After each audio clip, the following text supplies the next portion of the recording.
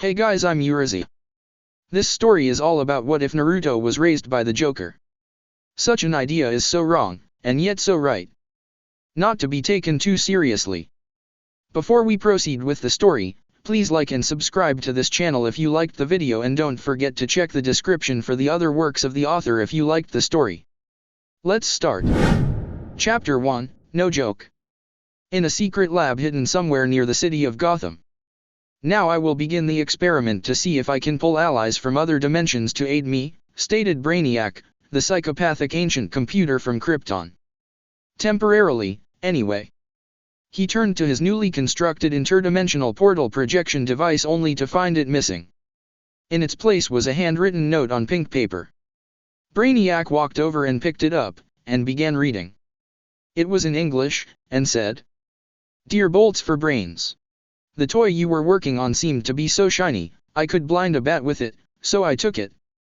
Some computer you are, unable to even detect Harley and me as we stole something from right under your nose. If you even call that thing a nose. Heh. Anyway, I figure I could find a more inventive way of using it. Your bestest friend in the whole universe. Mr. J." Enraged, Brainiac crumpled the paper in his hand. There is no way that I'd be able to enter Gotham and steal it back without Batman, and the rest of the Justice League, noticing. And I'm not going to make another to have it stolen from me again. I'll just have to leave Earth and observe as the Joker blows it up. He then made preparations to leave. A week later, in one of the Joker's secret hideouts, even Batman doesn't know about it. Harley. Yes, Pudding. When I flip this switch, we have no idea what type of interdimensional demon we'll unleash on our world when I do so, now do we? Last I checked, we had no idea. Not like it ever stopped us before. Yeah, he. I love my job. And then he flipped the final switch. The device, which looked like a large ring reminiscent of Stargate SG-1, began to glow, and the empty space was filled with an unknown energy. It looked kind of like rippling water though. Then, images began to appear on the surface of the energy. Japanese writing was abundant, scenes of battles flew by, and the Joker and Harley even glimpsed some sort of multi-tailed fox, before the image became a facsimile of Mount Rushmore. Then, there was a flash of red light, and the portal bulged outward, dropped something, and the whole device shut down. Harley blinked. Joker blinked. They approached the object that was dropped. It appeared to be a bunch of baby blankets wrapped around something. Then it stirred. And began to cry. Harley picked it up, and began unwrapping it. It was a baby, with blonde hair and whisker-like marks on his cheeks. Curious, Joker approached. Then he saw something. A dog tag? He held it to where he could read it. It was in Japanese. It was a language that he was familiar with, if a bit rusty. It read, Uzumaki Naruto. Interesting. At this time, Harley finally got Naruto to stop crying, by singing to him. Hush little baby. Don't say a word. Mama's gonna steal you a mockingbird. And if that bird won't sing, Mama's gonna deep fry that thing. Joker observed this for a moment, and then had an idea. Once Naruto was asleep, he spoke to Harley softly. Har? I know how much you want to have a family, so we'll just have to raise this boy to be our son. Harley smiled, and Joker smiled back. Then he looked thoughtful for a moment. Let's try to raise him without using Smilex. What should we name him? He has a name, Naruto. What kind of name is that? Well, it's Japanese. And since it's written in katakana, his name means two things, whirlpool and fish cake. A whirlpool of fish cakes? She asked, stifling a laugh. Ha ha ha ha ha. Let's keep it. Tee-hee. Yes, let's. Over a period of 6 years, the Clown Prince of Crime and his bride raised Naruto to be very much like them. At no given time was both the Joker and Harley in Arkham at the same time. Batman noticed this pattern, but none of his guesses as to why were anywhere near the mark. Both Joker and Harley were astounded by Naruto's hyperactiveness, eagerness, and stamina. They also noticed that when he accidentally hurt himself, he healed very quickly. They also found that he was getting physically stronger as time passed on. By the time he turned 5, he could already bench 145 pounds. Naruto became skilled at mind games at such an early age. Naruto already knew how to set traps, and had the formula for Smilex memorized. As a family, they had all learned Japanese because Harley thought it was relevant. The Joker was proud of his son. Why, the last playmate they had captured for him actually survived for 6 months, before Harley accidentally killed her. Naruto was learning restraint. And they even learned that Naruto had a voice in his head. Naruto said that it was advising him to maim, kill, destroy, etc. And how is this different from what we tell you? Was Harley's reply. I was simply letting you know it was there, was Naruto's retort. Yesterday was Naruto's 6th birthday, and his present was his very own sawed-off shotgun, which Naruto called a boomstick. Naruto had yet to name it. Although he did ask if he was adopted. Joker simply said, yes, but that doesn't make you any less our son. Naruto was happy with the answer. However, Joker was feeling a bit on the glum side today. His plans had just been foiled by Batsy for the umpteenth time. He was back at square one again. Then, he got an idea. When he presented it to Harley, she liked the idea. They began packing their bags. Ka-san? Asked Naruto, when he noticed Harley packing some of her favorite weapons into a suitcase. Are we going somewhere? Harley looked up and smiled. Yes, Naruto-kun. We are. We're going to the world where you came from, to have a fresh start. What should I pack? All your clothing and your favorite weapons. Okay, Ka-san. He ran off to do so. When he was coming back, he came across his clown of a father. Daddy. Yeah. If we leave, who's going to kill Mr. Batty? I already thought ahead. I left clues for him to find this hideout. When he gets here, he'll get a surprise.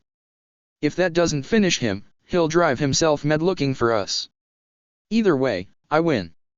Hee hee hee. Yeah ha ha ha ha. A perfect prank. They entered one of the labs to find that Harley was warming up the portal projector. The clown prince of crime was carrying 4 large bags whereas his son was carrying 6 bags and wearing an overstuffed backpack. Harley had 8 bags of her own sitting near the device. She was the most physically strong of the 3. Also, her 2 pet hyenas were sitting near the projector. As the mistress of jokes was performing the final checks, her partner in crime was setting up the final trap that the bat would witness, if it worked. It would also prevent anyone from following them. When he finished, he and Naruto got into position, and the hyenas followed suit. Harley flipped the final switch, and ran over to grab her bags. Again, the liquid surface showed various scenes before finally settling on the Mount Rushmore wannabe. They quickly ran through the portal and were gone. The machine shut itself off again. Several hours later, Batman entered the complex. He found most of the rooms vacant of all life. Some of the labs had experiments that were in various stages of completion, as if the Joker and Harley had left in a hurry, or on a whim. He suspected that it was both. What surprised him was that in one room was a child's bed. When did he see Harley pregnant? He didn't. They must have been keeping a child as a prisoner for quite some time then. However, there was no clothing in any of the rooms, though there were dressers. Joker must be playing a new sort of sick joke on him then. Finally, Batman came across the lab with the interdimensional portal projector. When he walked through its only door, he set off a motion detector. Bars slammed down over the doorway. It was then that he saw a very large bomb labeled, "For Batty, with love." Then he heard the Joker's voice. Why if it isn't the flying rat? Don't worry, I can't actually see you, as this is a recording. Good luck finding me. If you survive, that is. Yee hee hee ha ha ha. Have a nice day.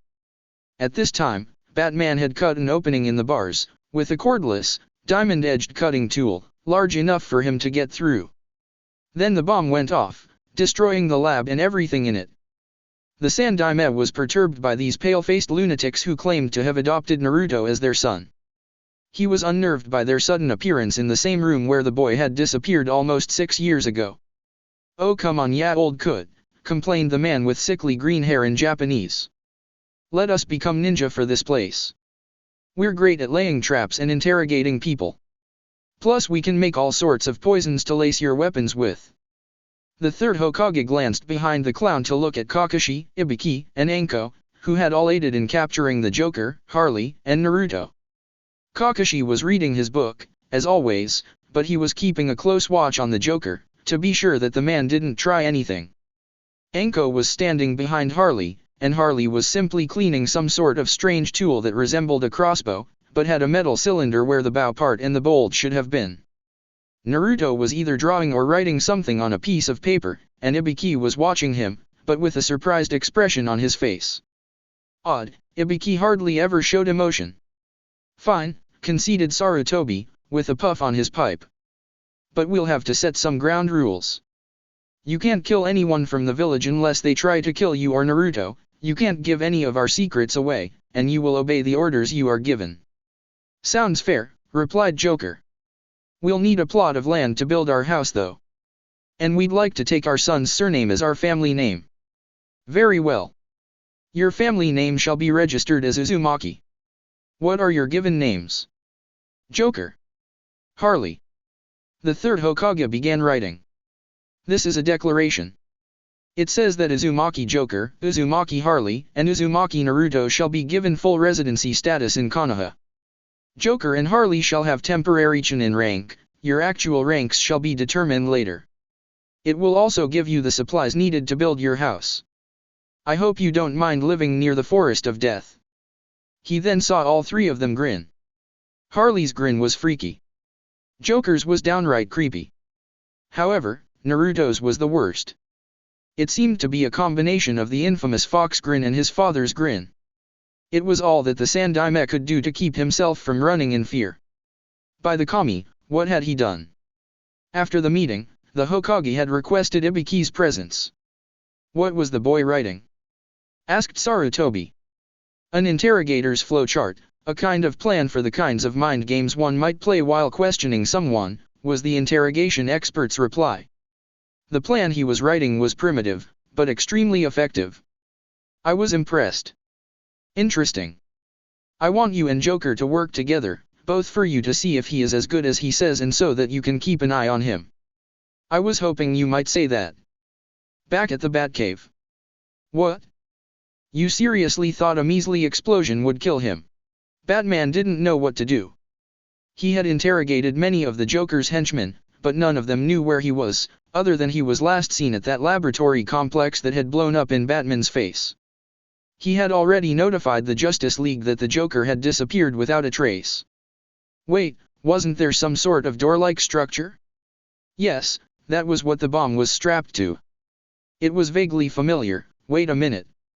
It was Kryptonian in design, wasn't it? Yes, it was. He had to notify Superman at once.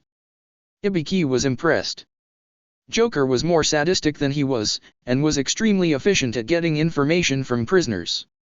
Of course, Joker tended to kill some of the prisoners, but those deaths were so excruciating and weird that the other prisoners would talk very freely, if to avoid the same fate. At Joker's request, Ibiki had referred to him during the interrogations simply as Mr. J, and Joker's reputation as an extremely effective interrogator quickly spread throughout the Fire Country. The house that the Uzumakis had built was fairly large, but Ibiki had been inside of it. It was enormous, especially since they apparently had time to build an underground complex. Also, they had many expertly laid traps all over their compound. Ibiki had talked with the Sandaime and soon the Uzumaki family will be trained in molding chakra. Of course, the Hyuga and Uchiha families objected, but most of the Jounins and Chunins agreed that Joker, Harley, and Naruto should be trained. The non-ninja villagers still saw Naruto as Kyuubi, and tried to vent their hatred against the Uzumaki family. It had taken only a week before the villagers learned to stop attacking the Uzumaki home, as many died due to the traps, and a few were mauled by the two hyenas. Anko was impressed by Harley's skills. Apparently, Harley had always subconsciously used her chakra in order to hide large objects behind her back and to give herself increased strength and dexterity. As Harley learned how to be a ninja and learned ninjutsu, she incorporated her two other abilities into her fighting style. Also, Anko noticed that all three Uzumakis had green-colored chakra, as opposed to the usual blue or white. Apparently, this chakra was poisonous and acidic on its most basic levels. When Anko asked Harley why she thought that this was so, Harley figured that it must have been all the chemicals that they've dealt with on a regular basis, including their secret family recipe. "What recipe?" inquired the Snake Ninja. "Smilex," was Harley's reply. "What does that do?" "There are two types of Smilex. The first makes your body's muscles freeze up, the heart and diaphragm last. However, your facial muscles are permanently stuck in a smile. The other type forces you to laugh to death. Only a steady supply of morphine can keep you from doing so, but at that point, you're useless anyway. All three of us are immune to Smilex though." "Devious," replied the Serpentine Kunoichi. "You should see some of our weapons." Anko's sweat dropped. Joker was very happy living like a ninja. He considered himself to be quite a sneaky one too. Not quiet, but sneaky. Using himself as the distraction, he could do all sorts of things to enemy ninja. Anyway, he still wore his business suit, but he also wore the forehead protector on his head, slightly off-center. Okay, very off-center. The left-hand brads were positioned in the center of his forehead. Harley wore her usual skin-tight spandex, and wore her forehead protector like a belt. Naruto hadn't graduated from the academy yet, so he didn't have one. He did find some goggles somewhere though, and wore those on his forehead. At first, Naruto had wanted to wear an orange jumpsuit, but Joker got him a black one instead, saying that it was more practical anyway. Yes, Joker was happy. There were all sorts of rules he had to follow, but he could always get research subjects from elsewhere. Plus, he and Harley had been promoted to Jonin status very quickly. Yes, happy joy. Finally, a place where his talents would be appreciated. Chapter 2, A Laughing Matter. Joker was strolling through Konoha, singing, "What a beautiful morning.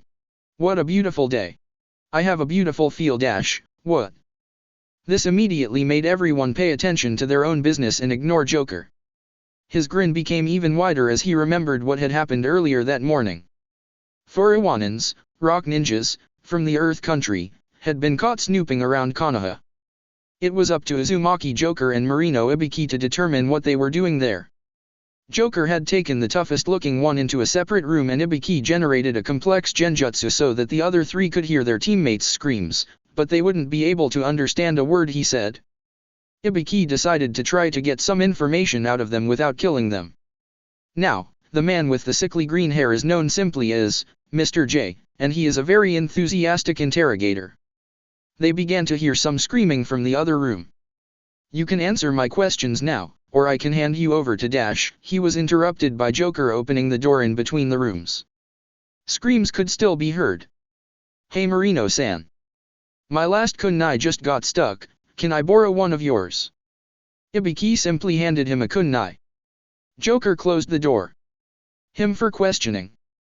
All three of them responded at once. We'll talk. Ibiki simply grinned. In the other room, Joker was having a blast. His victim had finally stopped screaming, and was now sobbing. Joker asked the questions regarding the man's intentions. After he wrote down the answers, he then asked if the man had any other useful information that might make the clown/ninja a little more merciful.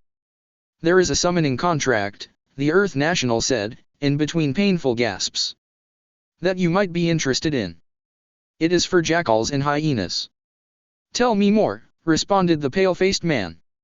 After Joker had gotten what information he wanted, he simply gave the man a cyanide pie. Joker was going home to tell his family the news. They would have to ask the Sandaime for permission to go on an expedition to the far corner of the Earth Country, but it would be worth it. Joker walked down the path made of large stones to the front door of the Uzumaki estate, as it was the only safe pathway to the door. He was careful not to step on the pink-colored stone, as it was a 50,000-volt shock pad. He entered the building and went into the basement, where the sounds of Harley training Naruto could be heard. He walked into the training room just in time to see Naruto initiate Harley's trademark cartwheel style. Harley looked as if she could care less. Just when Naruto got within range, Harley gave him a boot to the head. Thwack! Naruto sailed across the room, thud, hitting the far wall and landing in a heap. After a few seconds, Naruto sat up and shook off the dizziness. Son, Joker began. You need to be careful when fighting people. You never know when they'll give you a boot to the head. I kinda figured that out. Anyway, I have good news. Harley raised an eyebrow. How? There are no cars in this world and therefore no car insurance. That's not what I meant. Harley and Naruto both snickered. Then they burst into laughter. Appreciative of good jokes, and of bad jokes, and, in fact, of any jokes whatsoever, Joker soon joined them. Sarutobi realized that he would have to give in to the Uzumaki family's request. Who knows what trouble they'll cause if they don't get what they want. Besides, for the most part, the three of them have been behaving themselves. However, he would have to send someone to keep an eye on them. Maybe that genius from the Uchiha family. Joker. Yes. I've thought it over and I've decided to allow you to go, but on one condition. Sounds fair. What will be the condition? I'll be sending Uchiha Itachi along with you two. Joker interrupted. Keep an eye on us. The old man blinked. Yes. Deal. Wait, what? Well, I figured that there would be a catch, but I was prepared for one that was a lot worse than the weasel. Well, the Hokage couldn't argue Joker's logic, no point, really, but he was surprised that Joker came prepared to make a deal. This foreign summoning contract must be really important to the clown ninja. Not that he would go back on the deal, but the Sandaime wondered who Joker considered to be worse than Itachi. Anyway, Sarutobi considered that this would be good training for Itachi as well. Because if the Uchiha genius could learn to get along with the Uzumakis, then he could deal with anyone. He just hoped that Itachi's sanity remained mostly intact after the journey. If not, then the rest of the Uchiha clan should be able to put him down, right? Uchiha Itachi was not a happy camper. That much Harley could see. Like all the other bird brain Uchihas, the little weasel was full of pride and had no sense of humor. At least in the other world bird brain had a sense of humor. As an added bonus, their two pet hyenas annoyed the snot out of him. Anyway, Joker kept pestering the spoiled brat, ranging from openly mocking him, to making strange noises when his back was turned, to asking him random and purely unrelated questions. What the hell does the color of my toothbrush have to do with anything? Just asking. Sheesh. What a temper. Well, the effects were obvious. And what was Joker trying to do? Entertain Naruto, obviously. Said blonde boy was in a giggling fit. Harley admitted, to herself, that it was a hilarious way to pass the time, and entertain their son. Joker decided to mock the teenager again. I don't know why you seem to think that yelling is a good idea. We are in the Earth Country, admittedly enemy territory, and you don't seem to understand the meaning of the words ninja, silence, stealth, or whispering.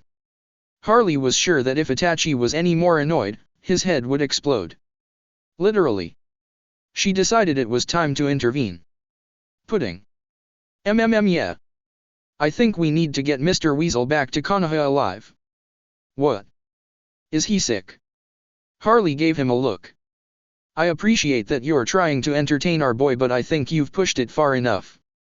Okay, honey. You're right. I won't bother him for the rest of the trip. Joker's fingers were crossed behind his back. Itachi couldn't see, but Naruto and Harley could. Naruto did his best to keep from laughing. And he was succeeding. Harley simply rolled her eyes. Itachi looked relieved and quickly schooled his features. Then his eye twitched when the hyenas chuckled a bit. Off in the bushes, a four-man team of Iwanins were planning on stopping these Konohanins. Capturing them all was a priority. The Uchiha would be useful for genetic studies, and the pale-faced, sickly green-haired one matched the descriptions of Fire Country's infamous Mr. J, who in the short time of 5 months somehow managed to make it into every country's bingo book. They figured capturing the blonde brat first would be the best course of action. Certainly a 6-year-old wasn't all that dangerous, right? The Uzumaki family, plus one very annoyed Uchiha, came across a small village one afternoon. Harley decided that they would spend the night at the inn. Itachi ordered his own room and paid for it himself. Joker decided that Naruto should have his own room as well, and Harley hesitantly agreed. Naruto seemed a little worried, but then Harley eased his fears. Naruto, you do realize you are scarier than anything that might try to get to you in the dark, right? Good point. Good night, Ka-san. It is interesting to note that Itachi was the last to fall asleep, as he hated the pranks Joker pulled on him. Because of that, Itachi was dead tired, and didn't notice any of the noises coming from the room next to his. The next morning, Itachi was the first to awaken, as he really didn't like a pie in the face every morning. When he was finished getting ready, he exited his room just in time to see Joker walking out of the room across the hall with a pie in hand. Joker blinked, then smirked. He then stepped to the side as Harley came out of the same room. She looked from one ninja to the other, before heading to the room next to Itachi's, Naruto's room. Well, maybe my son will appreciate a wake-up call, Joker said. He followed Harley into Naruto's room. Itachi decided to watch. Son. Where are you? This prank was funny the first 9 times, but it's gotten old. Harley said as she looked around the room for her blue-eyed boy.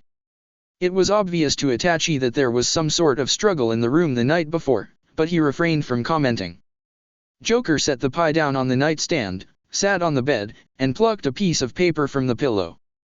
He read it and chuckled. Get a load of this. She walked over and read it. Then she giggled. What's so amusing? The black-haired teenager asked. Joker handed him the sheet. Itachi read it, and grew worried for the brat, even though he hated the whole Uzumaki family. It said, "We have your son. If you wish to see him alive, you will surrender yourselves by noon at the grove to the north. He will only live if all 3 of you show up. Come unarmed, or else we shall take his head as a souvenir back to Iwa. And do not bring your hyenas." It was not signed. How can you possibly find this amusing? Harley rolled her eyes. You think this is the first time this has happened? Joker chuckled again. Gets more hilarious each time. Itachi was appalled. What does? You'll see. Come on. Let's go watch the show. They walked into the grove and found all 4 of the Iwanans standing there, waiting.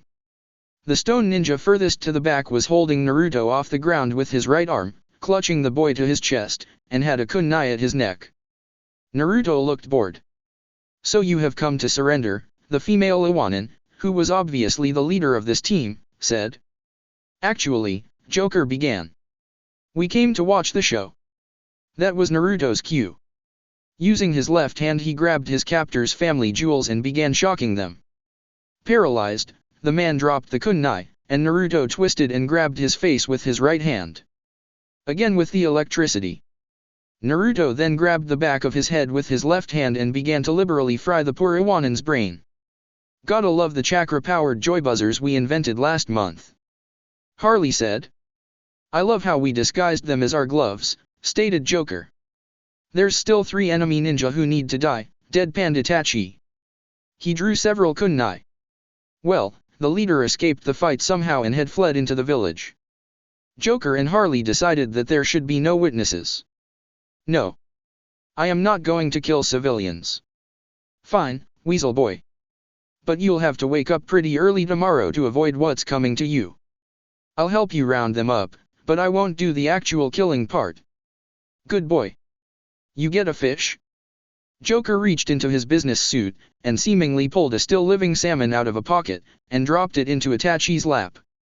Have you been carrying this around all day? Of course not.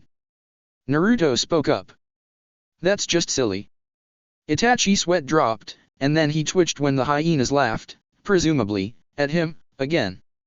They gathered every living human into the village square. Harley then shouted, if any of you are ninja, raise your hand. No one raised their hand. The hyenas chuckled. Pity, said Naruto. Harley reached behind her back, and pulled out a chain gun. Allow me to introduce Freddy. Harley was clearly proud of the name she had given her weapon. Of all the people assembled, only Naruto and his parents actually knew what kind of weapon it was that the clown Kunoichi held. She then unloaded it on the small mass of people. Faces, heads, and torsos were riddled with bullets before there were only 23 living things left in the village. 8 of them were birds, 2 of them were cats, 5 of them were of the rodent variety, another 2 were hyenas, and the remaining 4 were human. That is an interesting weapon, commented Itachi. No soup for you, was Harley's reply. Blink. What does soup have to do with anything? Naruto rolled his eyes. I'm 6, and even I know that what mommy said was just an expression. Suddenly, Itachi wished that the little brat had died in the fight earlier that day. Rage began to boil within him when the hyenas laughed again. Then the 2 canine beasts went in amongst the dead and began eating. Several weeks later, Uchiha Itachi had finally returned home. He was mildly happy, sort of. He decided that he needed more power though. Wait, he heard of the manga Kyushari non. He decided to meet with his best friend Uchiha Shisui that night, even though there was an Uchiha clan meeting scheduled. On the other hand, the Uzumaki family was seen carrying 10 coffins with them into their lair. Joker carried 2, Naruto carried 1, Harley carried 3, 1 strapped to her back, and the hyenas carried 2 each, tied to them like pack mules. Gekko Hayate was sent to ask what the coffins were for. These are volunteers in my research about Kekai Genkai, replied the Joker. And since the Uzumaki family was permitted to research such things, as long as none from the Fire Country were used in the research, Hayate let them go. Later that week, the entire Uchiha clan, save 2, were murdered in a single night. Chapter 3, Academy Days. With the beginning of a new academy year, and Naruto having been brought up to speed on every lesson he missed since age 4 in the matter of 7 months, Harley decided that it was time for her little boy to go to the ninja academy to become a genin. So he was sent off to the academy early in the morning, as it was pretty far from the forest of death. Much of the village was still in shock about the massacre of the Uchiha clan, as most of the police officers in the town had been Uchihas. Some of the villagers blamed the Uzumaki family for making the murderer insane, while others blamed the murderer, Uchiha Itachi, and his lust for power. Naruto was aware that it actually was a combination of the two. Though, Naruto was puzzled by the fact that the weasel didn't kill his younger brother Sasuke. Oh well, no matter. Naruto looked back to see one of their pet hyenas following him. This was the one who had the darker fur, and he was a little smaller than the other one, who happened to be a boy. Neither of his parents had named them, but Naruto felt that they should have names. Hey there, Clyde. Walking me to school, the hyena replied with a chuckle. Naruto then noticed that it was still walking with a limp. Oh, sorry Clyde. I forgot about what happened 2 weeks ago. You, me, and Bonnie were roughhousing, and you happened to bite me, so I bit back. Sorry that it didn't completely heal, I didn't mean to put my chakra into it. Clyde licked Naruto's face, seemingly forgiving him. The blonde kid smiled. As he got further into town, most people stayed the hell away from him and his pet hyena. Those that didn't, were either stupid or weren't watching where they were going. But then there was that weird kid with the sunglasses, black hair, and turtleneck jacket. No, it wasn't quite a turtleneck as it didn't hug his neck. The kid seemed perfectly at home with any kind of animal. Then Naruto noticed something crawling on the sunglass kid's face. You're an Aburame, aren't you? And you're the psychopath Uzumaki child. And proud of it.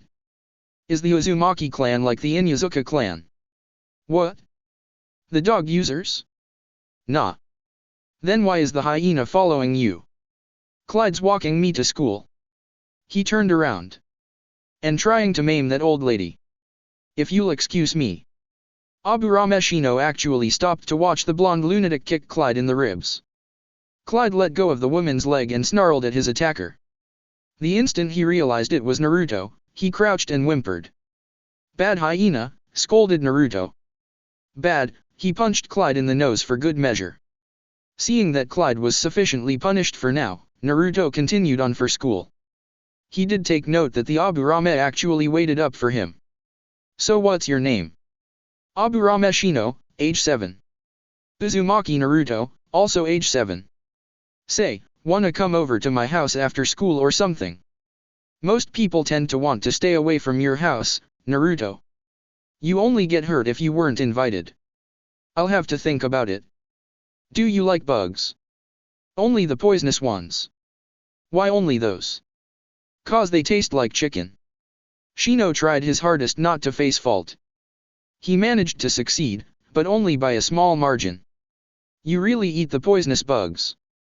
They don't actually taste like chicken. They're quite bland, so I don't bother eating most bugs. But you still eat some. It wasn't a question. Yeah. The Uzumaki style is to use poisons and chemicals against our opponents, so we eat poisonous things to improve our own. Interesting. Shino figured that maybe a friendship with the town crazies might be beneficial in the long run. Well, maybe friendship was too strong a word. Alliance then. Say, whose class are you going to be in? Umino Iruka-sensei. Really? Me too. As they continued to the academy, Naruto noticed that Shino was reserved and quiet, but he had a hidden sense of humor. The rest of the journey went without incident, with the voice in the back of Naruto's head acting up every so often. Though Clyde got rather excited when they neared the academy. He went so far as to try and attack a girl with pink hair and a wide forehead. Naruto gave him a boot to the head before he could pounce on the startled girl. Clyde, threatened Naruto. That's enough. Go home. Clyde got the picture. Naruto was mad. He had to get back to the relative safety of Harley before Naruto decided to get serious. He ran back to the Uzumaki estate with his tail tucked between his legs, and didn't stop until he got there. Naruto turned to the girl. Sorry about that. Clyde gets excited sometimes. The girl suddenly became angry. You shouldn't have brought that monster along. Naruto looked at Shino, then turned back. That's not very nice, Shino's just a bug user, not a monster. The girl obviously hadn't expected Naruto to say that. Shino did. He simply shook his head from side to side, admiring the humor in his own special way. I was talking about the hyena, you dolt.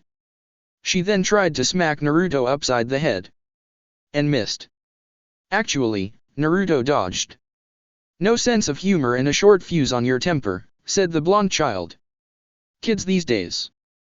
Naruto ignored the voice in the back of his head, demanding that Naruto bash open her skull. As funny as this is, Shino began. I think we should get to class, Naruto. All right. He briefly turned back to the wide-forehead girl. Try to lighten up. She began fuming. If glares could kill. Oh yeah. They can. Well, if her glares could kill, Naruto would be dead. Suddenly, she heard another girl's voice. Sakura. The pink-haired girl, Haruno Sakura, turned around. Oh. Hi Ino. A skinny girl with long blonde hair tied in a ponytail came running up. What happened to you? Yamanaka Ino asked when she saw that Sakura's clothes were dirty. Some idiot brought his pet hyena to school, and it tried to attack me. You're kidding. I wish I was. A bell was heard. Both girls yelled crap. We're late. And ran inside. Naruto chose a seat next to a sleeping boy with black hair done in a short-cut ponytail to his right. Shino decided to sit to Naruto's left. They were towards the back of the class. Now who is this? Asked Naruto. Nara Shikamaru, replied Shino. He's the laziest kid in class. Naruto poked the sleeping boy. Shikamaru stirred. 5 more minutes, Mom. Just 5 more minutes. Said he, and then he went back to sleep. Naruto grinned. For the first time, Shino was creeped out by the blonde kid. Shino. Yes. He replied in an inexpressive manner. This year of school's going to be fun. Later in the year. Shikamaru tried his best to stay awake, but to no avail. Thunk. A kunai missed his head by mere centimeters. Sorry, said Naruto with a grin. My hand slipped. Shikamaru watched as Naruto went back to his little game of Mumba-a-peg, rapidly poking the kunai's point in between his fingers. Shikamaru knew he wouldn't be able to sleep through class ever again. Iruka was watching Naruto, wishing that Naruto would stop being a class clown, or that something could be done about the boy's behavior. Unfortunately, when he brought it up with Mrs. Uzumaki, she frowned at him. Then she pulled a huge mallet out from behind her back. He awoke in the hospital after that. Still, the boy had talent and did all of his work on time. Shikamaru seemed to be putting more effort into his schoolwork, as the young Uzumaki simply wouldn't let the boy sleep. And though the blonde clown continued to goof off, his grades were improving, possibly the influence of Shino, who seemed indifferent towards Naruto's antics. Iruka was worried about Hyuga Hinata though. Her grades were good, but she was way too shy with practically anyone. He suspected that her father neglected her or expected too much of her, thus fueling the dark blue-haired girl's depression. However, with the inclusion of Naruto into his class, she seemed to perk up. Iruka constantly caught her taking sidelong glances at the boy and giggling at his jokes and pranks. Speaking of his antics, Naruto mostly focused on Shikamaru. Out of convenience, Uchiha Sasuke, the emo kid needs to lighten up, Sakura, she deserves it, and Ino, she's asking for it, when he pulled a prank. Though he did pull pranks on the other students. Once, Naruto called Akimichi Chuji fat, and the brown-haired boy punched the blonde kid into the ceiling. When Naruto pulled himself out, he corrected himself saying that Chuji was muscle-bound. He called Chuji the name Muscles ever since. Iruka could see that it wasn't out of fear, but out of respect for the young Akimika's strength.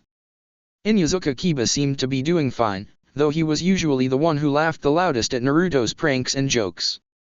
Naruto seemed to respect him, but also seemed to dislike him. Naruto was having the time of his life. In the 2 years he'd been at the academy, he realized that the black-haired emo kid, Sasuke, was never going to lighten up.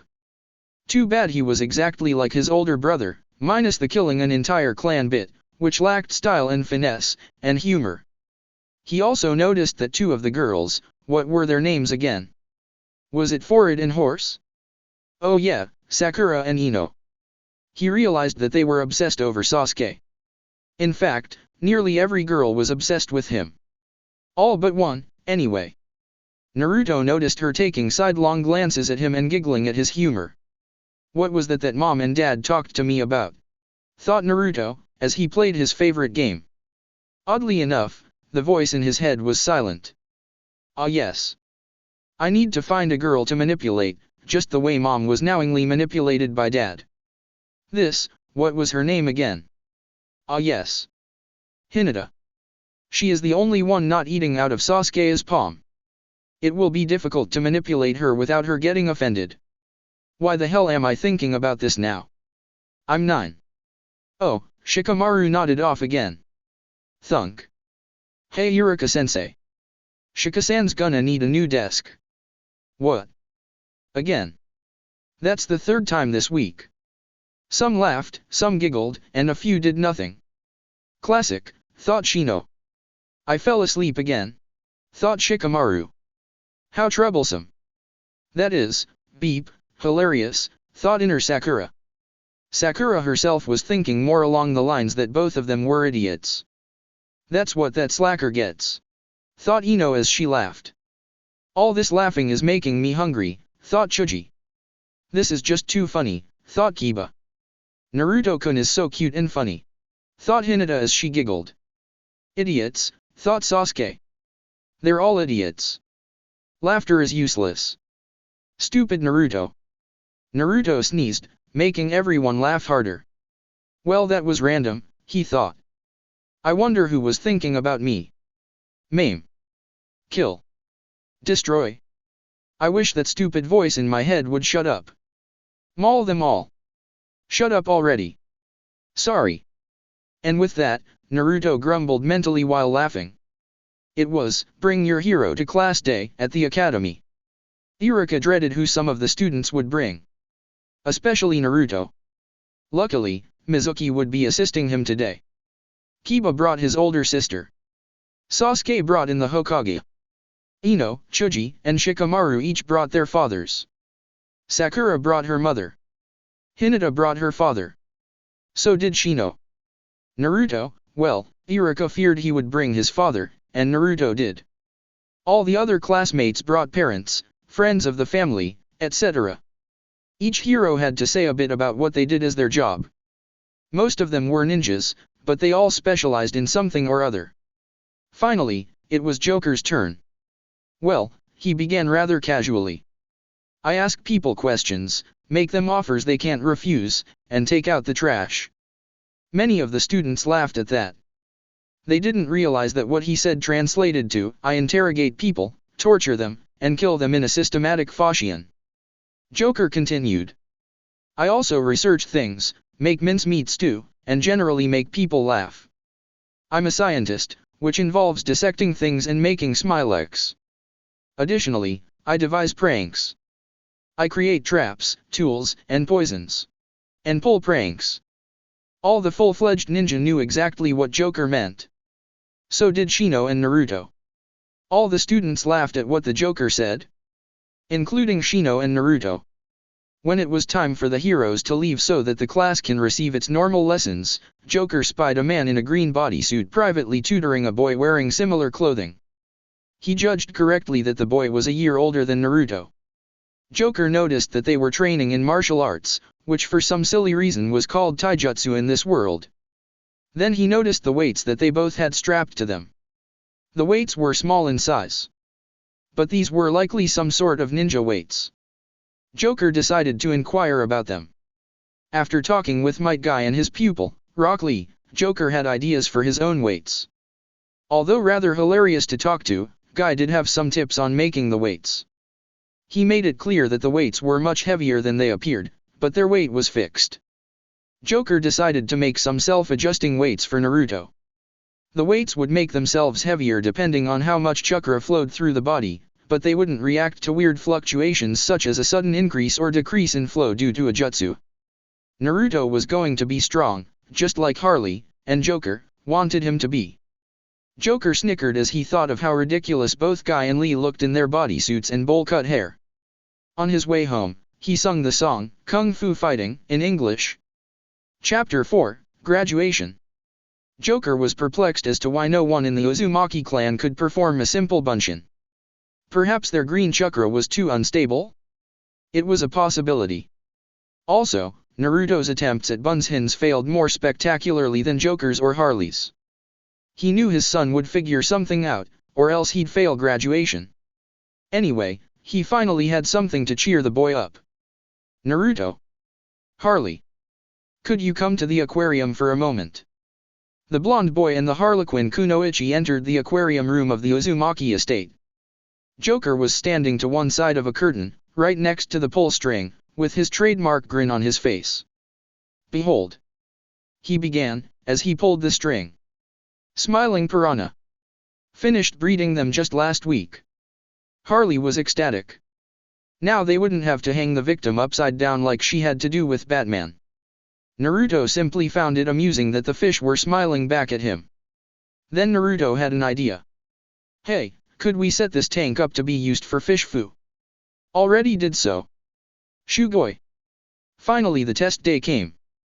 Bonnie apparently decided to walk Naruto to school. Naruto was okay with it, since she didn't act up as often as Clyde. Hey Shino. Hey. You ready for the finals? Yeah. You. Not so much. I still can't get the bunshin to work properly. My parents can't do them either, so I hope they pass me anyway. Me too. It'd be boring on a team without you. You know, maybe I could threaten to make Iruka-sensei's life a living hell if he doesn't pass me. What do you think? I think you'd just get in trouble.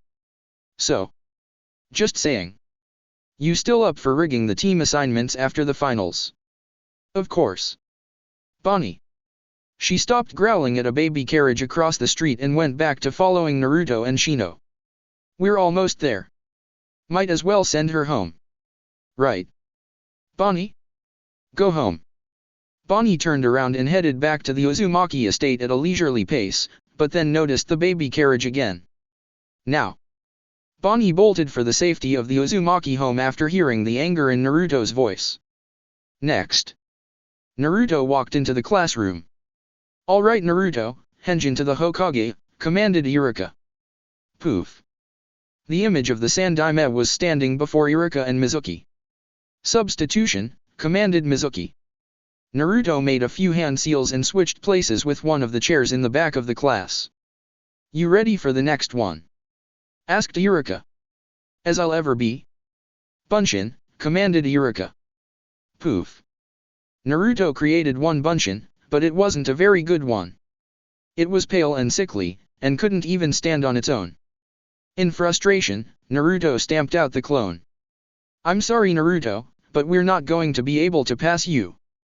Iruka, he still made a clone. Isn't that good enough?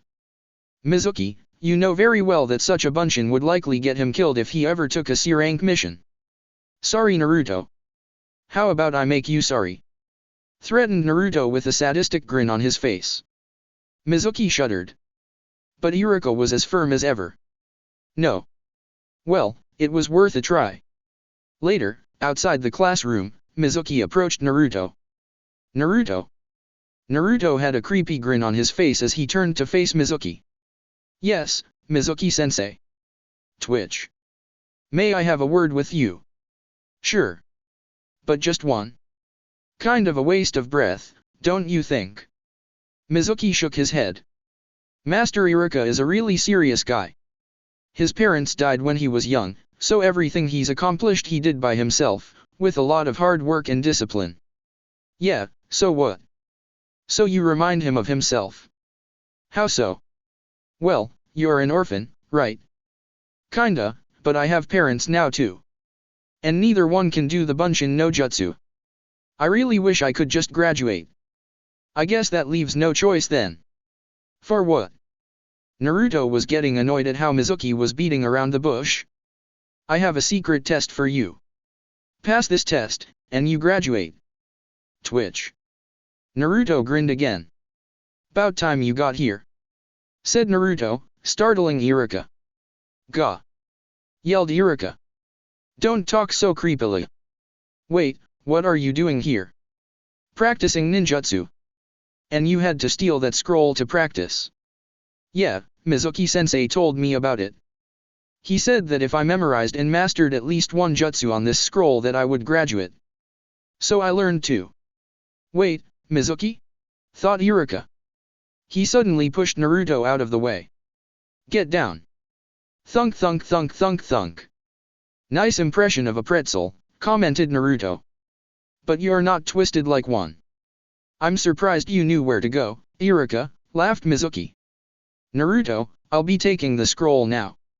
Don't you dare let him have it, Naruto. He set you up so that he could steal it. That's so.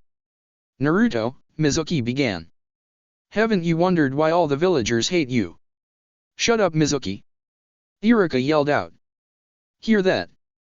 Mizuki smiled evilly. It's part of a law. What law?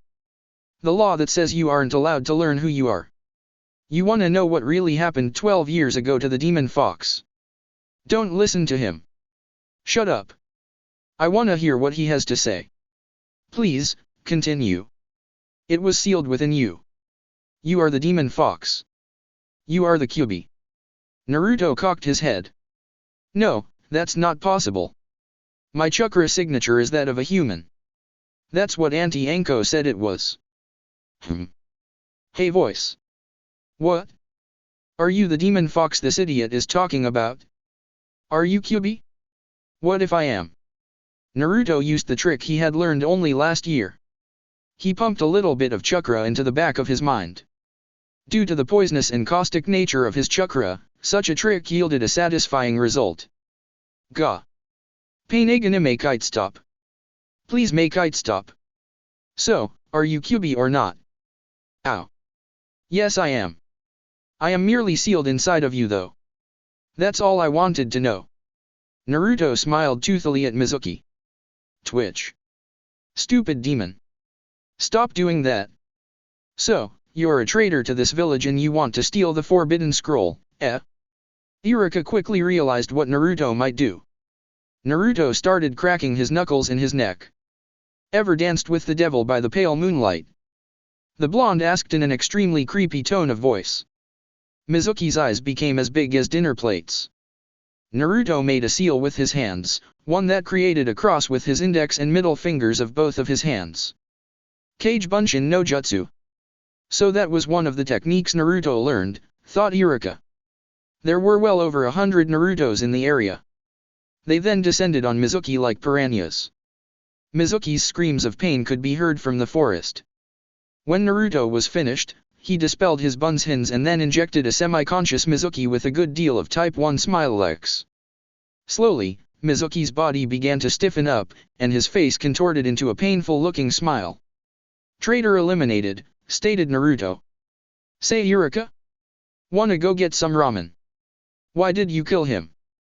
He should have stood trial and such. I killed him because he was a traitor and he tricked me." "What? Does Konoha not promote vigilantism? Never mind. Come here. I have something for you." "What is it?" Eureka handed over his forehead protector. "Say what? You graduate. I guess he really didn't trick me at all." "Oops. Not to worry. He was still a traitor." "Oh good. Say, how many other people think that I'm Kyuubi?" "Practically the whole village and about half of the shinobi. It's going to be fun proving them wrong." "How about that ramen then?" "My treat." "Awesome. Let's go to Ichiraku's stand." "We always go there." "Yeah, but I like the guy's name, it's fun to say." "Ichiraku. Ichiraku. Ichiraku." As they walked to give the scroll back to the Hokage and then go to the Ichiraku ramen stand, Naruto sang, "We are the champions," in Japanese, causing Eureka to laugh. The next day. "So you want your picture taken like this?" asked the photographer. "Yeah, hurry up before my face freezes this way," replied Naruto. "Why did you have your picture taken with this face?" asked the Sandaime Hokage. "To confuse people." The Hokage raised his eyebrow. "You decided to take a picture with a perfectly normal face in order to confuse people?" "Yeah. Most people would expect me to smile evilly or sadistically or something like that." "True." The door suddenly opened. "I challenge you, old man." A runt of a kid came running into the room, and then tripped on his own scarf. Naruto burst out laughing. Sarutobi raised his eyebrow. "So Konohamaru managed to escape Ebisu yet again?" "Stop laughing!" demanded the small boy. Oddly enough, Naruto complied. "You did that on purpose, didn't you?" Naruto cracked up and fell out of his seat. The poor boy was getting angrier by the minute. "Konohamaru," began the Sandaime. The boy looked to his grandfather, the Hokage. Naruto managed to stop laughing, though he seemed ready to bust a gut at any moment. "As Hokage, I can definitely say that Naruto here didn't do anything to you." "Yeah," began the blonde shinobi. "The opponent who so deftly defeated you is, in fact, trying to choke you to death right now." At this, Konohamaru panicked and tried to ward off whoever his assailant was. Upon seeing the young child's reaction, Naruto fell backwards, laughing. Realizing something was amiss, Konohamaru stopped flailing about and proceeded to glare at the young Uzumaki. The Hokage was snickering, and though Konohamaru missed that fact, Naruto didn't. When Naruto was finished, the Sandaime spoke up. "He meant your scarf, grandson." Embarrassed, Konohamaru blushed. Upon seeing the look on the boy's face, Naruto began laughing again. This time, he rolled onto his stomach and started beating the floor with his fists as he laughed. The floor began to crack, and he ended up breaking it and falling through into the room below. "Gah!" he called out as he did so. Several crashing noises were heard, including a piano being smashed, a few turkeys screaming in fear, a car horn and alarm going off, and, just after all had gone silent, the sound of a hubcap rolling around on the floor until it fell over, just like in cartoons. "I'm okay." In the room above, the Hokage and his grandson sweat dropped. And then Ebisu entered the room to take his charge off of his employer's hands. He glanced over at the hole. "I know it's not my place to pry, Honorable Hokage," Ebisu began. "But whatever punishment you put that ninja through was a bit harsh. I did nothing to him. He simply laughed too hard." "Nanny. It was the Uzumaki boy." "Oh. Makes perfect sense then. Come along, Konohamaru." Naruto was headed towards the Aburame estate when he got the feeling that he was being followed. He turned around to see a box-shaped rock with eye holes cut out. Naruto leisurely walked up to it, and nonchalantly kicked it. The box ended up landing upside down with Kano Amaru still in it, plus a black eye.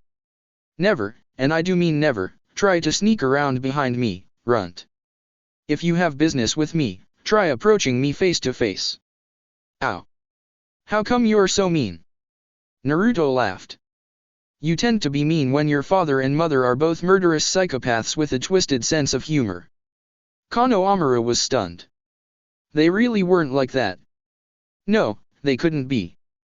After he was finished assuring himself that no one so evil could have been raised in, or ever lived in, Konoha, causing Itachi and Orochimaru to sneeze, wherever they were, he asked Naruto the question that he meant to ask him. Would you please train me? Naruto's answer was curt and short, and allowed no argument or further discussion. No, period. With that, he continued on his way to Shino's house, leaving the spoiled brat that was Kano Amaru behind, crying. Then, just to shut the brat up, Naruto picked up a boot from a trash pile and chucked it at Kano Amaru's head, knocking him out. That night, Shino and Naruto managed to sneak into the Hokage's office. They looked up who was going to be in what teams. Ino, Chuji, and Shikamaru. Jonin is Sarutobi Asuma, stated Shino. Not surprising. Next, requested Naruto. Sasuke, Sakura, and Kiba. Jonin is Hatake Kakashi. Where's the logic there? Sasuke is an Uchiha, and Kakashi happens to have a Sharingan for some reason. Since Sasuke is the top of the class, despite your distractions, and Kiba is the dead last, they put them on the same team. Sakura was thrown in there as an afterthought, apparently. I see. Next. Myself, you, and Hinata. Jonin is Yui Kurenai. Seems like we don't need to make any changes so far. Wait a minute, who is our Jonin again? Yui Kurenai. She's new, so I don't know much about her. We'll have to give her a greeting of some sort then. Next. And so they went over the next few teams. And made no changes whatsoever. Much to the Hokage's chagrin. He was hiding in the shadows, and was waiting for someone to try and change the teams around, as had happened every single year.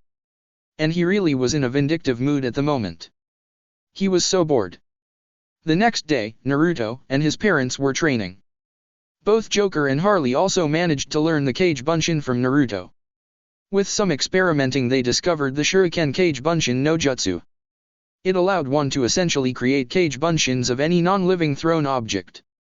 It couldn't be used with fish fu, but it could be used with the chemical and regular pies, kunai, shuriken, various other projectiles, and flashbangs and other grenades. Also, Joker had developed a new jutsu, named Caustic Fist no Jutsu. It enveloped the hands and feet in green acidic goo. It had 2 hand seals to activate, horse and then monkey. He taught it to his son and wife. Additionally, Harley created a defensive jutsu and an offensive offshoot jutsu of it. The first was called Caustic Barrier no Jutsu, and it essentially created a bubble made of the same green acidic goo.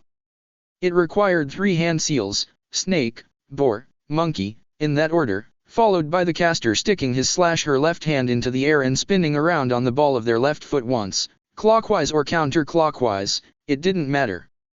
The offensive jutsu was called Caustic Barrier Conversion, Caustic Bomb, no Jutsu, and required the Caustic Barrier to be in place beforehand. It didn't have any hand seals. She taught both of them to her husband and son. While playing around with the Kage Bunshin, the 3 of them managed to come up with another version of it, the Akuna Kage Bunshin no Jutsu. When it was dispelled or destroyed, it left behind a small amount of poisonous gas. Also, Naruto managed to combine the Senya Jashu, hidden shadow snake hands, technique he had learned from Auntie Anko with the Caustic Fist, thereby firing an acid-covered snake out of his wrist instead of a regular snake. By the time they were finished, it was dinner time, and Naruto was determined to be at the academy on time the next day in order to find out whether or not the teams had been changed by the Hokage anyway. Naruto knew that the old man had been in the same room as him, as had Shino, simply because he had managed to learn what the beat of a heart sounded like from across a room, as Joker had said it was a useful skill when it came to interrogating hostages. After dinner, Naruto decided to finally name his sawed-off shotgun. He named it Clarice. The next day. Team 7, Uchiha Sasuke, Harano Sakura, Inyazuka Kiba. Jonin instructor is Hatake Kakashi. Yes. I'm on the same team as Sasuke. Kuso. Hear that, Akamaru? We're on the same team as the genius kid. And as Sakura. Kiba smiled and started fantasizing. Akamaru rolled his eyes at Kiba's small nosebleed. Somewhere else in the room, Ino was silently cursing her luck. Teammate, Hyuga Hinata, Aburame Shino, Uzumaki Naruto. Jonin instructor is Ui Kurenai. Shino said nothing, and Naruto burst out laughing. Hinata was trembling, she was nervous and excited. Team 9 is already in the field. Team 10, Nara Shikamaru, Akimichi Chuji, Yamanaka Ino. Jonin instructor is Sarutobi Asuma. Why am I on a team with a lazy good-for-nothing and a fat good-for-nothing while Sakura gets to be on the same team as Sasuke? Ino was definitely annoyed. Shikamaru and Chuji simply shared a look and smiled. Team 11. After all the teams were announced, Kurenai, who had red eyes and was very beautiful, promptly came by to pick up her team. Team 7 was waiting for their Jonin for the next 5 hours. In any case, Kurenai took them to a secluded spot to talk with them. As you know, I'll be your Jonin instructor. Since I know hardly anything about any of you, I'd like you all to introduce yourselves. Say what? Retorted Naruto. I suppose I should give you an example. My name is Ui Kurenai. I like flowers and soap operas, and I hate pig-headed idiots. My dream is to surpass the legendary Uchiha clan in terms of genjutsu. You with the glasses, you're next. Aburame Shino. I like bugs. I hate people who are full of themselves. I wish to become an excellent shinobi, like my father. Good. Good. Your turn, Hyuga. I'm Hinata. I like, well. Hinata blushed heavily while taking sidelong glances at Naruto. I dislike, my father, my dream, is to better myself, and gain the notice of, someone. With that, Hinata blushed heavily again while taking sidelong glances at Naruto again. Low self-esteem. I hope I can undo the damage her father has done. An excellent dream, Hinata. And now for the boy who hasn't stopped smiling since we met. My name is Uzumaki Naruto. I like ramen, pranks, jokes, chemicals, ramen, weapons, ramen, jackals, ramen, and hyenas. You mentioned ramen 4 times. So I did. Oh yeah. I also like brunettes. Hinata fainted. Naruto snickered. You did that on purpose, didn't you? Naruto simply grinned in response. Hinata was quickly revived by a glass of water, which Shino happened to have around, for some reason. As for dislikes, I hate humorless people, people who think I'm a demon, and how long it takes for instant cup ramen to cook. It takes like 2 minutes to cook, Naruto. I know. That's still too long. Kurenai and Hinata sweat dropped. Shino was amused. As for my dream, I wish to spread smiles and laughter across the land, whether or not people want to smile or laugh. Okay, a rather creepy dream. Well, since we all know each other better, I have a training session for all of you, in order to gauge you skill levels. Meet me tomorrow at the crack of dawn at training field 42. And don't eat breakfast. You have the rest of the day off. See you tomorrow. With that, she left. After she was out of earshot, Naruto spoke up. How foolish of her to give us the rest of the day off. I have a plan. I have heard about these initial training sessions, they're called bell tests. We're going to need to rig field 42 with all sorts of traps and such. Shino, you're going to need to plant a female bug on Kurenai. Shino nodded. Alright, now here's the basic plan. Chapter 5, Ding. Omaka. The 6 captured enemy ninja were glaring angrily at the Konoha shinobi, in the middle of their mission near Lightning Country. These included Ino, Hinata, Sasuke, Kiba, Asuma, Kurenai, Naruto, Joker, and Harley. Right now, we need to find out what they know. Asuma started. Leave that to us. Joker grinned. Well, he grinned more than usual. Ha! Like we will ever talk. Joker merely stood before the ninja, who were sitting in a half-circle. Naruto walked up to him. Why hello there, Junior. Say, how have your outside missions been lately? Oh, they've been great, Dad. But golly, it is really a shame that I cannot bring my favorite stuff along. You always have all the fun back at home. The Joker's face took on a twisted parody of stage sad. Ah, that is too bad. But don't feel sad. His face lightened up. For I have a new invention, just what you need. Naruto's face lightened up beyond human possibility. Harley walked into view, sashaying her hips into a seductive walk while holding a scroll regally in front of her. Presenting, the Joker's new port aquarium ferocious. He pointed with his entire hand. Naruto's hands went to his cheeks, mouth open. Yes sir, he went back to his audience. You two can now bring with you one of my most favorite toys. No more big and bulky home edition installations. No. This new port aquarium is set up and ready in less than 3 minutes, and packs up just as quickly, ready on the go. But Dad, how does it work? Why simple, Junior, as Mommy here will demonstrate. Harley, once more in the spotlight, posed with the scroll in her hand, showing it to the crowd. Both Konoha and Kumo did not know what was going on, just observing the eerie infomercial. As Harley began the actions, slowly and clearly so that all could watch, Joker narrated. It is easy, really. First, you locate a tree with a big, strong branch. Next, you open the scroll. Take notice that it is a special and high-quality sealing scroll with stasis seals. First, you unseal the harness. A leather and metal harness popped out. Next, you attach the harness to the tree, making sure that it can be lowered and raised smoothly. After all, if you discover that it gives you problems later on, the trouble just isn't worth it. Next, we need a volunteer. Yes, you sir. He pointed at one of the enemy ninja. Naruto went and dragged him over. He was tied up. Now we raise him up, and unseal the second part. What came out next was just too weird. And creepy. Definitely creepy. It was an aquarium that measured 1.5 meters by 1.5 by 1.5. The aquarium was on wheels as to be maneuverable. Inside, however, were 30 or so fish. What was disturbing was that each of the fish had a smile filled with gruesomely sharp teeth. Next we ride the cart under the volunteer, and dunk him feet first knee-deep into the water. The screams haunted even the most experienced jounins for a good 3 years. Chapter 5, Ding. Kurenai got up as early as she usually did, and got ready to face the 3 genin who had been entrusted to her. This would be her second assignment as a jonin, with the first being attempting to teach Kurama Yakumo. Since Yakumo couldn't handle her powers of genjutsu, Kurenai had to seal the young girl's powers away. Enough of the past, thought the red-eyed jonin. Focus on the present. Kurenai hoped that she could bring Hinata's self-esteem up. But the young Hyuga girl wasn't the only one that she worried about. Shino didn't like to talk much and seemed to be suppressing his emotions. Naruto, well, he was an Uzumaki. Uzumakis were all psychotic.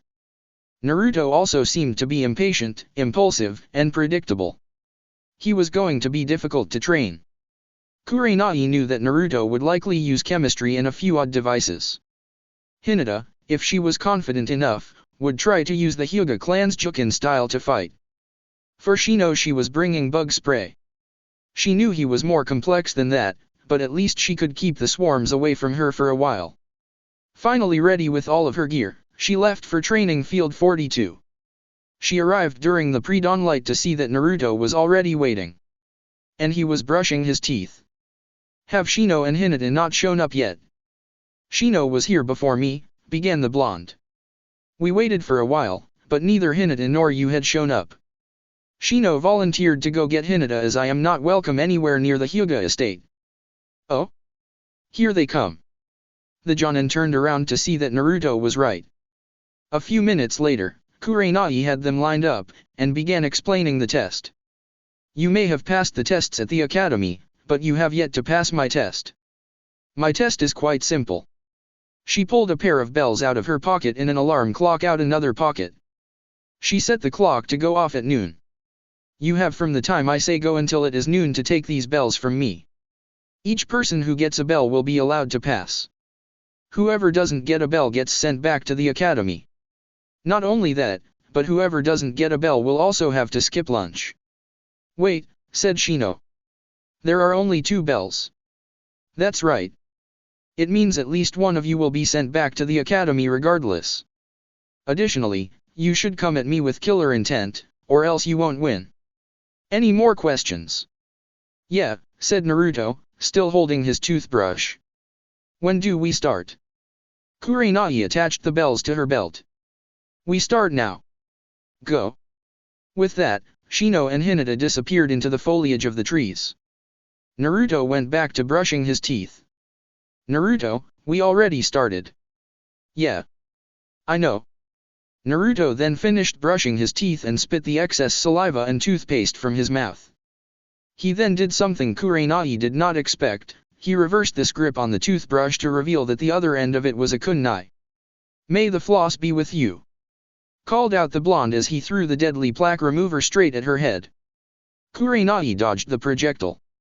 When it collided with a small rock behind her, the blade of the weapon/tool broke easily, releasing a small amount of acid that corroded the rock and killed the grass around it. In the meantime, Kurenai hit Naruto with a powerful genjutsu, one that showed the deaths of everyone he ever met. Naruto paused. His omnipresent grin disappeared. He looked around at the horror. Not bad, he said. Not bad. Stunned, the Jonin didn't even move by the audacity that the little punk had to not see the excellence of her. Suddenly, Kurenai realized that he wasn't appraising the genjutsu, but the way that the illusion was portraying the deaths of people. On top of that, he was doing it to piss her off. Calm, she thought. Calm. They likely thought this out beforehand. Naruto's trying to get me to make a mistake and, wait, how could they have known about the bell tests? Did someone leak information to them or? Ah. I get it. Shino is sometimes seen reading a research book. He could have read the public record of the Sun-in as written by the Sandaime. Shino must have pieced it together. That one could use quite a bit of work. Stabbed in the heart? That one's been done to death. Slit throat? Now they're just beating a dead horse with that one. They should at least kill a few by beating them with a dead horse. Well, I'm bored. Naruto pulled out a kunai and stabbed his hand. The shock of the pain dispelled the genjutsu. What? You stayed in one place the whole time? Are you sure you're a Jonin? I thought you'd at least get behind me or something. You should know better than to insult your superiors, retorted the woman. Kurenai then quickly made a few hand seals and used Doton, Retsu Dotonshao, earth release, surrounding palm of the split earth, to fire several rocks in Naruto's direction. Naruto wouldn't be able to dodge them all, but she did leave enough time for him to use Kawarami no Jutsu, substitution no Jutsu. However, that is not what Naruto did. He made 3 hand seals, snake then boar and then monkey. Then he placed his left hand straight into the air with the palm facing skyward. Caustic barrier, no Jutsu. Naruto spun around once, surrounding himself with a green acidic substance in the shape of a sphere. The rocks bounced off of the barrier, and, as some of them landed, Kurenai could see that whatever his barrier was made of, it was acidic. Kurenai began to prepare her next jutsu when Naruto made his next move. As he did, Shino and Hinata dove further into the foliage, like Naruto warned them to. Caustic barrier conversion, caustic bomb, no jutsu, called out the 12-year-old boy. The barrier exploded outwards, covering nearly everything in acid. Kurenai saw only one way to avoid it, by going underground. Come out, called Naruto in a sickeningly high-pitched voice. Come out. Come out wherever you are. Doton, Shinjuzanshu no Jutsu. Earth release, underground decapitation no Jutsu. Suddenly, Kurenai's hands reached out of the ground and grasped Naruto by the ankles and pulled him underground so that just his head was sticking above the ground. Kurenai walked around the genin, bells jingling. She shook her head. You know nothing of subtlety or tact, do you? What do interrogation techniques have to do with fighting? Asked Naruto in a mockingly innocent tone. Shino heard his cue. He threw 8 shuriken and 5 kunai at Kurenai. That's not the only application of ta-ta-ta thunk. The sound of 13 sharp metal objects hitting a human-sized object was heard. At first, it seemed as though the stab-bitty implements of death had hit the Jonin, but Naruto looked to see that the weapons had simply hit a log. Kurenai had used Kawarami no Jutsu. Kurenai attacked Shino in the tree only to find that it was a Mushibunshin, bug clone. The swarm of parasitic insects began moving towards Kurenai. Kurenai pulled out her kin of bug spray and killed the majority of the insects. The rest fled. She then began tracking Shino to discover his location. Meanwhile, Naruto concentrated on his chakra and managed to generate some corrosive fluids from his sweat glands. The soil around him began to break down and so he stopped emitting chemicals. He managed to get his right arm free when Hinata took his hand and helped him out. "Thanks," said Naruto, making the girl blush. "Where's Kurenai-sensei and Shino?" Using the Byakugan, Hinata spotted them both. Kurenai-sensei is tracking a Mushibunshin and Shino is sneaking up on her. Oh. Seems she fell into that tiger trap we placed there. No wait. Kurenai-sensei used Kawarami and now she's spotted the real Shino. They're coming back this way. Ah, thought Naruto. This changes the plan significantly. Hinata? Go hide and wait for an opportunity. I'll get our sensei off of Shino's back so you two can regroup. I have an idea. Kage Bunshin. Naruto created 11 shadow clones. He and the clones hid while Hinata returned to her hiding place. Naruto also idly noticed that his hand was already healed. After Shino ran through the clearing, Kurenai jumped into the area, quickly noticing that Naruto wasn't in the ground anymore. Suddenly, Naruto and 10 of his clones dogpiled her. The final clone caught up with Shino to ask about the situation. "Did you plant the bug?" asked the clone. "Yes. Her genjutsu is almost nullified now that we can track her." "Good. Get into position." Poof. The clone was gone.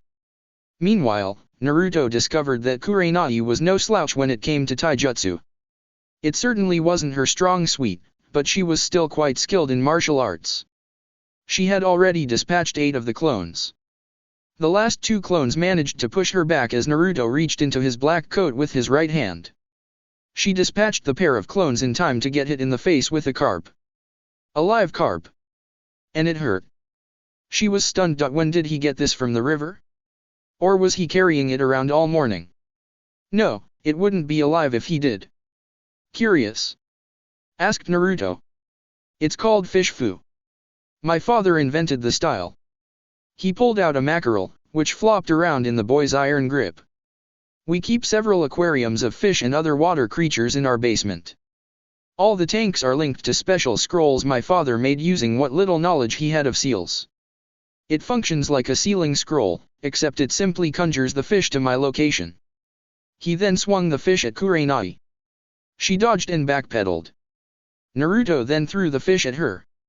He reached into his coat with his left and pulled out a clownfish. She dodged that one when he threw it. He then started throwing fish 2 at a time. She was getting pelted by some of the fish. Bass, salmon, catfish, crawfish, crab, sunfish, boot.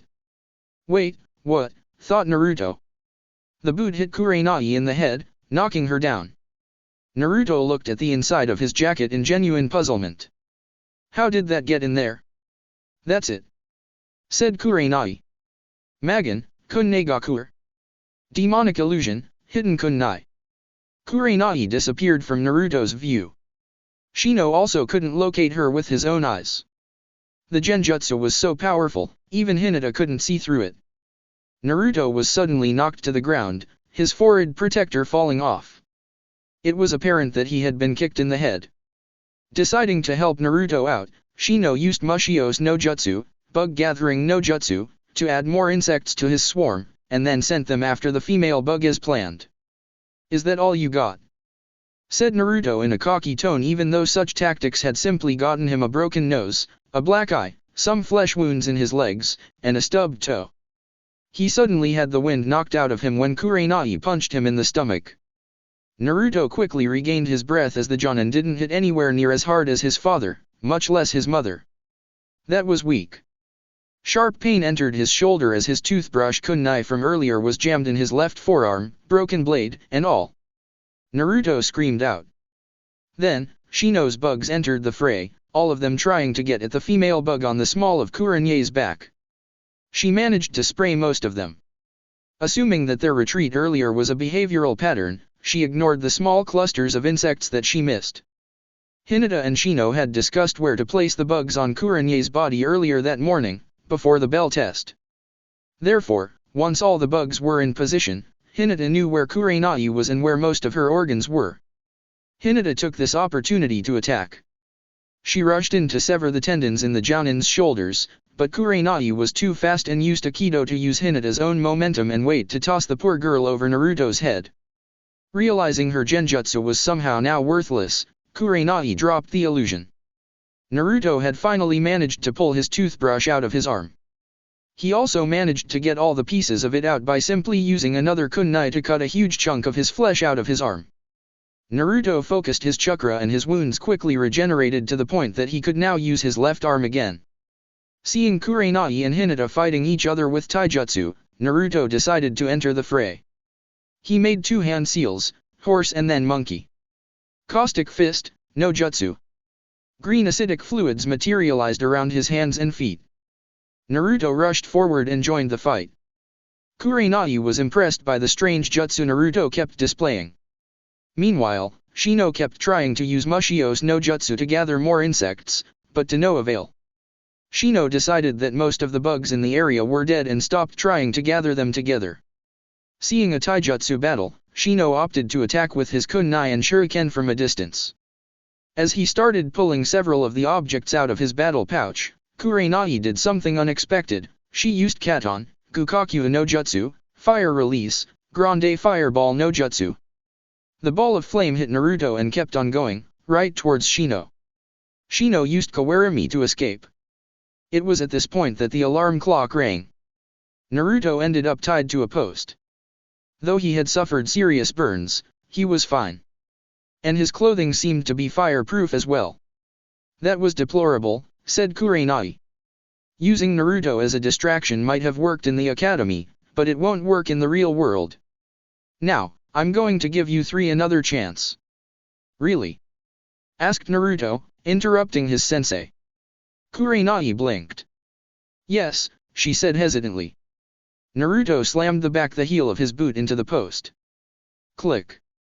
Twang. Kurenai was suddenly entangled in four nets. Get the bells. Commanded Naruto. Both Shino and Hinata jumped on the Jonin and ripped the bells off of the woman's belt. Kurenai sat up and simply stared at Naruto dumbfoundedly. He began to laugh. He ha ha ha ha ha ha hey hey hey. We got you. That was great. I figured I would get tied to the post, so I planned ahead and put triggers for traps on all three. If we got the bells beforehand, fine, but the plan worked almost perfectly. Here. Naruto, take my bell, please. No, Hinata. You keep it. I insist. And Shino, don't you dare give your bell to me either. The Aburame child stopped trying to hand Naruto his bell. I can torture Iruka-sensei for another year. Pass, said Kurenai. What? Asked all three of the genin in unison. All three of you passed. It was a test to see if you could function as a team. Since the three of you worked so well together, even helping each other when I was about to overpower one of you, you managed to pass. I was going to force you three to work together a bit more and play some more mind games with you just to make you earn your rank, but the fact that you caught me using an elaborate trap has convinced me otherwise. Now would you please cut me free from these stupid nets so that I can report to the Hokage? Elsewhere, Kiba had been tied to the post, with Akamaru tied to the back of it, and Kakashi was lecturing them on their performance. He then told them that he would give them one more chance after lunch and that they were not to feed Kiba or his dog. Immediately after Kakashi left, Sasuke offered to give Kiba some of his food. Sakura fed Akamaru. Suddenly, Kakashi reappeared. You have disobeyed a direct order just to help out your teammate, he said, sounding ominous and angry. Such behavior could get you in trouble with your superiors someday. Refusing to leave a teammate behind could cost you your mission. But that's the exact reason why I'm passing you 3. Akamaru barked. 4. Later that day, Kurenai asked Naruto where his conjuring scroll was. Naruto informed her that the inside of his jacket was both a conjuring scroll and a sealing scroll. He explained that his father found that it didn't matter what the seal was written on, so long as it was written in black ink. Naruto also explained that the palms of his gloves were advanced sealing scrolls where he kept certain weapons for easy use. Like cyanide pies. He also explained to her that he had chakra-powered joy buzzers in his gloves and that he was aware of the Kyuubi, though it feared him. He intentionally didn't mention Clarice.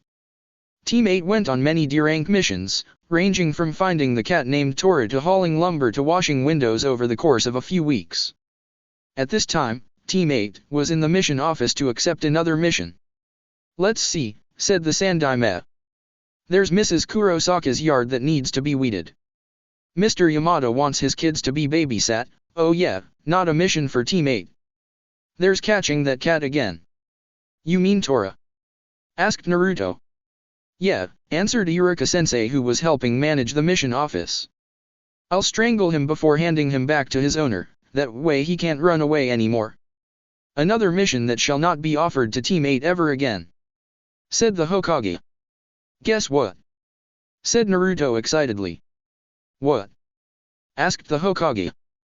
"I'm bored," the boy said in a perfectly serious tone. The Hokage remembered what happened the last time Naruto was bored. It wasn't a pretty picture. Naruto had used oxblood to write humorous messages on both sides of nearly every door in town. The smell was horrible. Kurenai also remembered that time. Shino remembered it and laughed inwardly. Hinata remembered that her door was one of the few that he didn't put blood on, though the rest of Hyuga estate was practically coated with it. "Give them a C rank this time," said the Sandaime to Iruka. "Well, let's see, there's this one. A bridge builder from the Wave Country needs a few people to protect him and his workers from bandits during the rest of the construction." "We'll take it," said Kurenai. "Yeah, we'll go with that," agreed Naruto. Okay," said Hinata. Shino simply nodded. "All right, Tajuna," called Iruka. "We have a team for you." An old man wearing a mason's clothing entered the room from a waiting room. He was balding and holding a sake bottle. "This is the team?" he asked. "That is correct, Mr. Tajuna," replied the Hokage. "They look weak, especially the short one." Suddenly, the sake bottle fell to the ground as Tajuna was tied up with ninja wire. Naruto then touched his palm and a coconut custard cream pie appeared in it. Naruto then shoved the pie into the old man's face. "I'll meet you guys outside," said Naruto cheerily as he left the room. Kurenai chased after him. In the hall, Kurenai caught up to the blonde. "You didn't kill him, did you?" "No, that was a regular pie. Even I know better than to kill the client before the mission is over." Meanwhile, Hinata was cleaning the pie off of Tajuna's face as Shino was untangling the ninja wire. "A word of advice," whispered Shino into the old man's ear. "Never piss off the psychopath." As they left the village, Kurenai noticed a puddle on the path as they walked. It hadn't rained in weeks and there hadn't been any cloud cover for the past few days. She knew something was up. They continued walking, Tajuna whining about the loss of his sake bottle, Shino being silent as ever, Hinata stealing glances at Naruto, and Naruto drinking out of a sake bottle. "Wait, sake bottle? Why did you have to destroy my sake?" asked Tajuna, addressing Naruto. "Would you like to try my drink?" offered Naruto with a sadistic grin on his face. "It's some powerful stuff." Before Tajuna could answer, Kurenai interrupted. "Naruto, what is in the bottle?" "Sulfuric acid." "What's that?" asked Tajuna, as he was unknowledgeable about chemistry. "Let me explain it," began Naruto. In song. Johnny was a chemist. A chemist he is no more. For what he thought was H2O. Was H2SO4? Tajuna put together that the formula Naruto just mentioned was this, sulfuric acid. "So is it a poison?" he asked. Naruto looked at him like he was an idiot. It's one of the most powerful acids. Naruto took another swig of the bottle. Ah. Good stuff. Burns all the way down. Tajuna leaned over to Kurenai and started whispering. Why isn't he dead? It's his family's Kekai Genkai apparently, she whispered back. They use acids and poisons as their primary weapons and consume said substances to enhance the poisons and acids their bodies produce naturally. Suddenly, a pair of Kirinin leapt out of the trees and attacked. Kurenai pulled Tajuna out of the way. Hinata ducked while cursing herself for not noticing their presence. Shino backed up while calling his insects out. Naruto? He smashed the bottle on the face of one of the enemy ninja, to be more specific, it was on Miyazu, the younger of the brothers. He screamed in pain as the acid scarred him for the rest of his life. The other brother, Guzu, attempted to stab the blonde for hurting his brother. Naruto redirected the claws that Guzu was wearing so that they would only stab him in the arm. Naruto grabbed the guy's face and gave it a light tan. Zap. Soon, both the brothers had been disarmed and tied up for questioning. Naruto insisted that he do it himself. He sent Kurenai, Hinata, and Tajuna up ahead so that they wouldn't hear the pain he was about to inflict. Shino, who always wanted to put someone to the question, stayed to help out. Naruto separated the brothers so that they couldn't see each other. But before he did, he had something to say to them. Welcome to Fire Country. I will be your inquisitor for the day. You may not think I can do much, but my father is the notorious Mr. J. At the mention of that name, both the brothers became very nervous. They had heard of this, Mr. J, in the bingo book, and had hoped to never get caught by the man. But now the man's son had caught them. Their imaginations took them to various states of panic. Meanwhile, Naruto decided to interrogate Miyazu first. Screams of pain could be heard for quite a distance as Naruto worked on Miyazu. Strangely enough, Naruto didn't ask any questions. Suddenly, Naruto stopped and came back to question Guzu. The older brother's screams of agony carried farther than his brother's. Naruto stopped again without asking any questions. Curious, Shino had to ask why. Why aren't you asking them questions? And why are you stopping just before you break them? When I break them, I'm going to have them break spectacularly. But I'm going to start questioning now. After an hour, Naruto had gotten all the information he wanted. Besides, at that time an Umbu squad had arrived to take over. The Umbu members had orders to take these two brothers to Ibiki and Joker. The information Naruto pulled out of them was useful. Apparently, the Gacha syndicate had taken over the Wave Country. Tajuna was building a bridge so that Gacha wouldn't have a monopoly on trade. Gacha hired the demon brothers, Guzu and Miyazu, as well as a Jonin and another ninja, all of whom were Nukenins, missing ninja, from Kiri, the hidden mist village. Naruto relayed all this information to Kurenai, who was understandably angry at Tajuna. You endangered us by lying about what kind of mission this was, she said calmly. Even though it was calm, it was scary to hear her say it the way she did. You had it registered as a C rank, however, it happens to be an A rank mission. Why? To Naruto's perspective, Tajuna went into a long-winded pity story about how they didn't have enough money to afford to buy an A rank, and his daughter and her son were in danger, blah blah blah etc. We'll still do the mission, said Kurenai, much to Tajuna's surprise, and Shino's and Hinata's. It's because it's the right thing to do. Besides, you have no idea how much trouble Naruto will cause if we don't go. Naruto grinned. That's it for part 1. Thank you for watching and see you on the next video.